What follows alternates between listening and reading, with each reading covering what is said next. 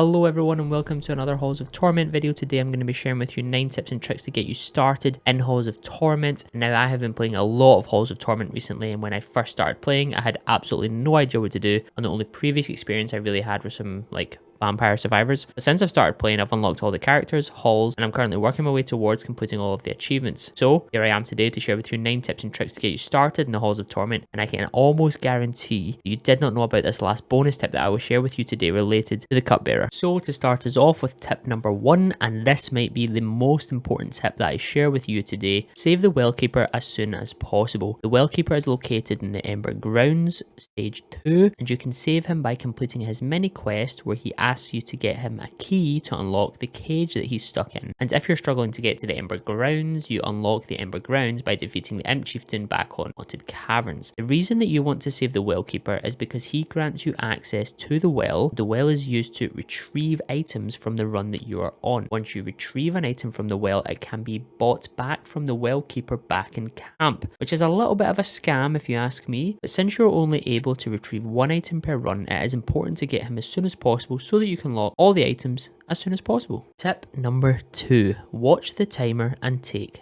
note. This tip somewhat relates to tip number 1 and I will explain in a second, but watching the timer and taking note will assist you in knowing what is coming next. For example, in the Haunted Caverns, I know that at 27 minutes and 40 seconds, an elite skeleton mob will spawn, and at the 24-minute mark, the Imp Chieftain boss will spawn. This is important because once you defeat the elite mob, you will be dropped a scroll of mastery so that you can gain access to or level up an ability to make you stronger, and this will help you get further in your run. And once you defeat the Imp Chieftain boss, he will drop a chest containing an item which you can potentially retrieve through the well if you deem it worthy enough. Tip number 3, don't well the first item that you receive. Now this is sort of a weird one because not only do you want to well all of the items in the game, and eventually you will if you play enough, but you want to use the good items you get dropped as soon as possible on your runs so you get the most out of them and the most out of your runs. For example, there is a necklace in the game that grants you 50% experience boost, and the amount of times that I have retrieved an item from the well only to get a much better item in the next chest has happened way too often. So don't well the first item you receive, wait until you get a few chests and then make a decision once you've filled up your inventory on which item to well and which is the most valuable to you at that time. Tip number 4, keep moving and be quick about it. Attack speed and movement speed are your friends. The more you move, the harder you are to be hit from ranged enemies, and you also won't allow yourself to get surrounded as easily. By constantly moving, you disrupt the spawn of the enemies and make it easier to search for cracks in the enemy's waves. And a bonus tip, attack speed and movement speed traits are OP.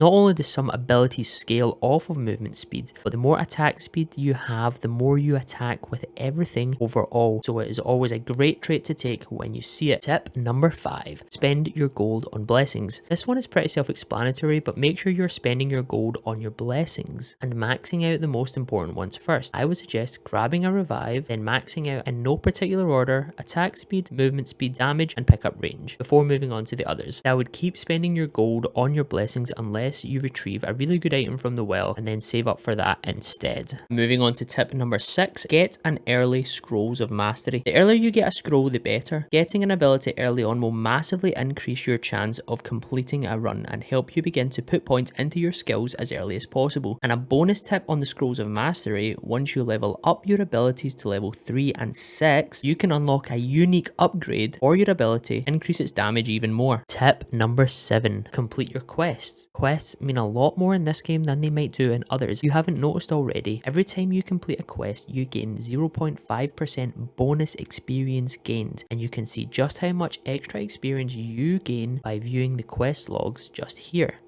And linking back to tip number 6, getting an early scroll of mastery, once you complete these quests right here for each stage, there's one for Halls of Cavern, Ember Grounds, and Forgotten Viaduct, you will spawn right beside a scroll of mastery at the start of every run. Tip number 8, be aware of your surroundings. Now this one might be another obvious one, but you need to be careful of pillars and random rocks that you can collide with into, as you can very quickly be stuck between a rock and a hard place. And in addition to being aware of your surroundings, do not underestimate breakables in this game. Make sure to destroy every box, crate or barrel you see, as these can drop gold and valuable items to assist you in your run from food and potions, magnets and other buffs and power-ups. And destroy the fire pits, as they hurt enemies but don't hurt you. And finally, for tip number 9, with the added bonus tip that I bet you didn't know about, save the Cupbearer. Now there are a few tips in this one as well as the bonus tip, so please bear with me. You can save the Cupbearer in the Forgotten Viaduct, which is the 3rd stage and is unlocked by defeating the final boss, the Wraith Lord, back in stage 2, and you save the Cupbearer by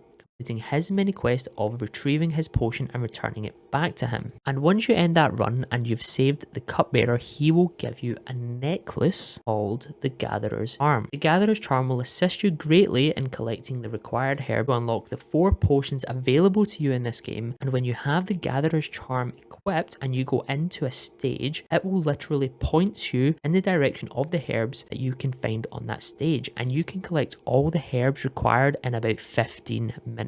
Now if that tip does not deserve a like, then I don't know what will. And to round things off, the 4 potions available to you are the Strong Wine, which allows you to re-roll the complete selection of traits when leveling up, the Potion of Memories, which allows you to memorize a trait so it's guaranteed to appear the next time you level up, a Reverberant Tincture, which allows you to apply the effects of a trait twice when leveling up, and finally the Potion of Oblivion, which allows you to banish a trait and all of its follow-up traits from the trait selection when leveling up. And an easy way to get wine bottles is from the mini boss that guards the Scroll of Mastery, as he drops white chests that guarantees a bottle drop, which you can also retrieve from the well. And that is it. That was 9 tips and tricks to get you started in Halls of Torment. If you enjoyed the video and you found it useful, then please consider leaving a like and make sure to subscribe for more gaming content. Leave a comment down below if you found any of these tips useful, and if you think I missed out anything or you want to share any other tips that you think might help someone watching this video, then leave it in a comment down below. Thank you for watching. Bye bye.